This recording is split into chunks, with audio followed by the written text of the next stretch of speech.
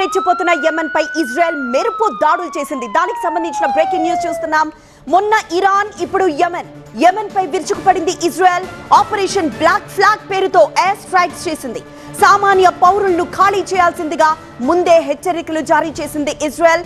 అనంతరం 50 చోట్ల Israel bomb దాడులు జరిపింది. యెమెన్లోని హుదైదా పోర్ట్ లక్ష్యంగా దాడులు చేసింది. యెమెన్లోని హౌతీ తిరుగుబాటుదారుల స్థావరాలే టార్గెట్ గా ఈ దాడులు చేసింది ఇజ్రాయెల్.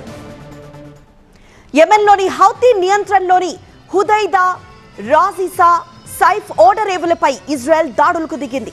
హౌతీల మిస్సైల్ దాడులకు ప్రతీకారంగా ఇజ్రాయెల్ ఈ దాడులు చేసింది. యెమెన్ పై అటాక్ కి ఇజ్రాయెల్ పెట్టిన పేరు ఆపరేషన్ బ్లాక్ ఫ్లాగ్. హౌతీల నియంత్రణలోని రాస్ కనాటిబ్ విద్యుత్ కేంద్రం 2023లో హౌతీలు స్వాధీనం చేసుకున్న గ్యాలక్సీ లీడర్ ఓడని ఇజ్రాయెల్ సైన్యమే లక్ష్యంగా చేసుకుంది. గ్యాలక్సీ లీడర్ షిప్ ని హౌతీలు అంతర్జాతీయ సముద్ర మార్గాల్లో నౌకలను గమనించడానికి రాడార్ సిస్టమ్ గా ఉపయోగిస్తున్నారని ఆరోపిస్తోంది ఇజ్రాయెల్. దాడులకు ముందు హుదైదా, రాస్ ఇసా, సైఫ్ ఓడరేవుల్లోని పౌరులను ఆ ప్రాంతం ఖాళీ చేయాలని ఇజ్రాయెల్ సైన్యం హెచ్చరికలు చేసింది. గాజాలోని పాలస్తీనియన్లకు మద్దతుగా హౌతీలు ఇజ్రాయెల్ పై మిస్సైల్ దాడులకు దిగారు. దీంతో ఇజ్రాయెల్ హౌతీ స్థావరాలపై గురిపెట్టింది. యెమెన్లో మిలియన్ల మంది ఆహారం, మానవతా సాయం కోసం హుదైదా ఓడరేవు ప్రధాన ఎంట్రీ పాయింట్ గా ఉంది.